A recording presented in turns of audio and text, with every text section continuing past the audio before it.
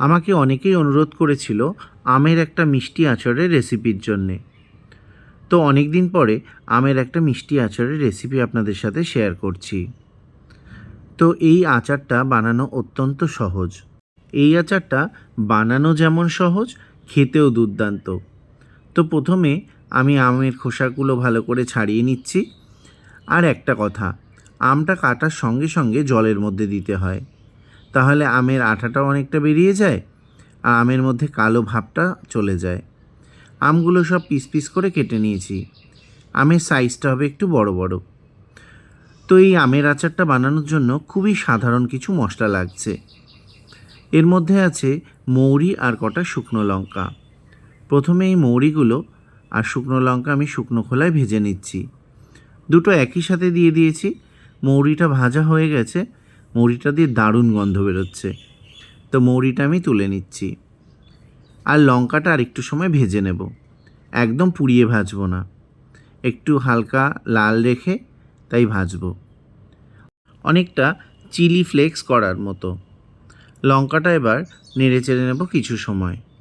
লঙ্কাটাও প্রায় হয়ে এসছে, এবার লঙ্কাটাকে নামিয়ে নিচ্ছি। এবার এই লঙ্কা আর মৌরি আমি একই সাথে বেটে নেব, এটা আলাদা করব না। এই লঙ্কাগুলো বাজারের কেনা শুকনো লঙ্কা নয়, গাছের পাকা লঙ্কা শুকিয়ে রেখে দেওয়া। এগুলো ভীষণ ঝাল, তো ঝালটা একটু বুঝে শুনে দিতে হবে।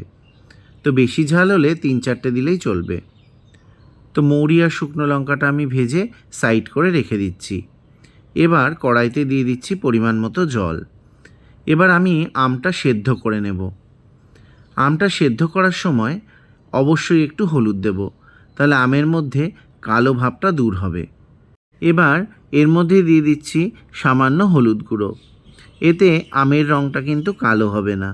আমটা সেদ্ধ করার পরে এতে একটু হলদেটে ভাব থাকবে। তো যাই হোক, একটু নাড়াচাড়া করে দিয়েছি। জলটাও ফুটতে শুরু করেছে, আমটাও প্রায় সেদ্ধ হওয়ার মতো। এবার আমটা আমি ভালো করে জল ঝরিয়ে ছেঁকে ছেঁকে তুলে নেব। এই আমটা তুলে নিয়ে একটা ঝুড়ির মধ্যে রাখবো, যাতে সমস্ত জলটা বেরিয়ে যায়। তো যাই হোক, দেখুন আমটা কিন্তু একদম গলে যায়নি। আমি বেশি ঘুটিনি, ওর জন্য আমটা গলেনি। এবার কড়াইতে খুব সামান্য পরিমাণে জল দিয়ে দেব। জলটার মধ্যে দিয়ে দেব একটা দারুচিনি 3-4 টুকরো করে। এবার পরিমাণ মতো চিনি জলের মধ্যে দিয়ে ভালো করে নাড়াচাড়া করে একটা চিনির রস বানিয়ে নেব। তো ভালো করে নেড়ে চেড়ে দিচ্ছি, দিয়ে এর মধ্যে দিয়ে দিচ্ছি সামান্য একটু লবণ। এই লবণ ছাড়া কিন্তু আমি এই আচারে আর কোনো রকম লবণ ব্যবহার করব না। এবার আমি এই চিনিটা নাড়তে থাকবো যতক্ষণ না এই জলের সাথে ভালো করে এই চিনির দানাগুলো মিশে যায়। তো রসটা একটু ফুটতে শুরু করেছে, চিনিটাও গলা শুরু করেছে। তো এই অবস্থায় আমি এর মধ্যে আমের টুকরোগুলো একে একে দিয়ে দেব। কেউ বেশি চিনি খেতে চাইলে এর মধ্যে বেশি পরিমাণে চিনি দিতে পারেন, কিন্তু আমের এই ধরনের আচারগুলো চিনি, টক আর ঝাল সমান হওয়া দরকার। তাই খুব বেশি পরিমাণ চিনি দিলে বেশি চাটনির মতো দেখাবে।